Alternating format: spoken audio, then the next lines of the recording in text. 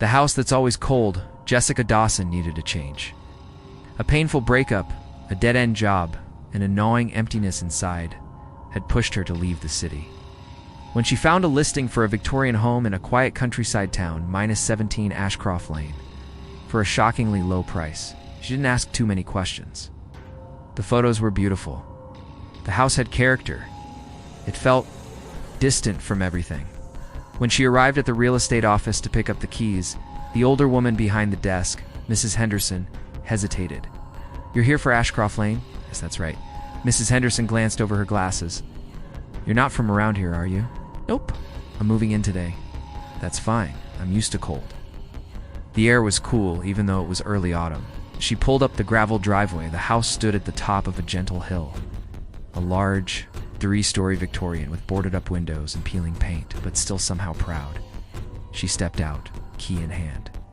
"It's a cold house," she said, almost like a warning. Jessica smiled awkwardly. The drive out to the house took her through winding roads and silent pine woods.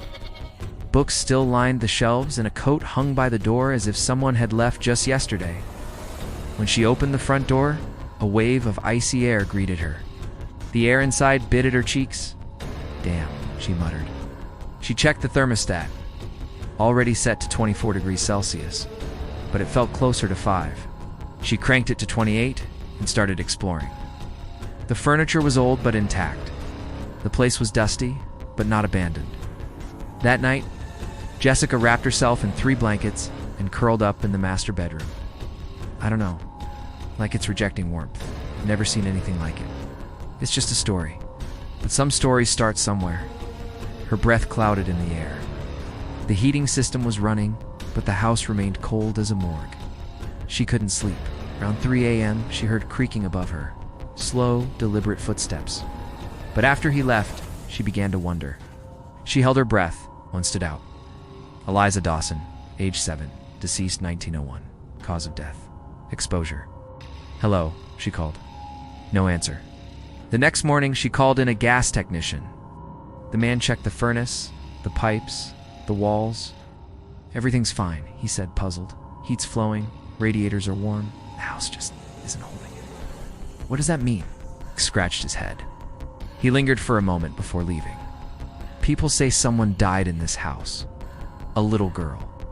Froze to death during a brutal winter." Jessica laughed nervously. At the local library, she found old records. "Then you're not just renting that house, you're part of it." Her last name, Dawson. Coincidence?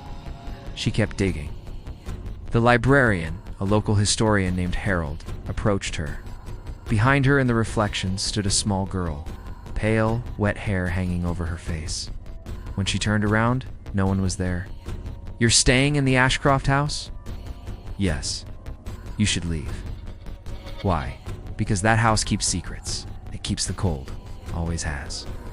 Jessica showed him the records. "She's getting colder every day. Her skin's like ice."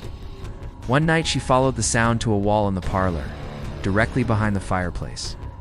The house stayed below 5 degrees Celsius no matter how hot she set the thermostat. "She was a Dawson," she said. "Like me." Harold looked alarmed. The beam flickered, but it caught something. A rocking horse at the end of the hall, gently moving on its own. For the first time since she arrived, she felt actual heat. Back at the house, things began to change.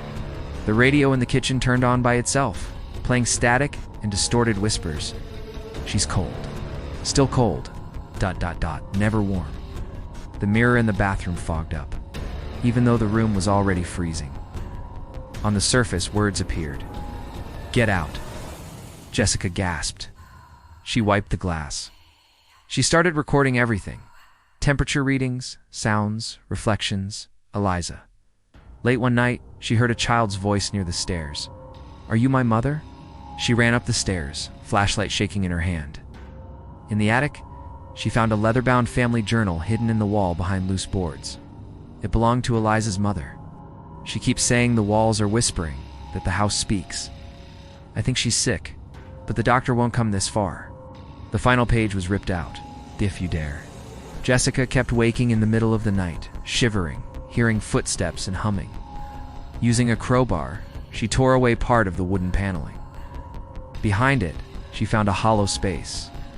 Inside, a child-sized skeleton wrapped in an old quilt. A silver locket clutched in brittle fingers. The moment Jessica touched the locket, something shifted. Warmth flooded the room. The fire roared to life on its own. She held the locket gently, tears forming in her eyes. "You've been waiting here all this time." The next morning, Maya, her best friend, came to visit. Maya stepped inside and blinked in disbelief. "It's warm in here." Jessica nodded. "She's resting now. She just wanted someone to find her."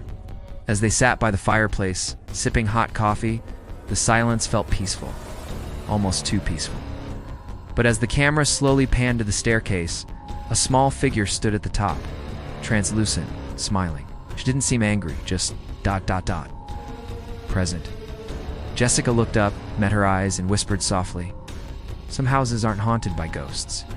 They're haunted by memories that refuse to die." The end. Follow and support for more.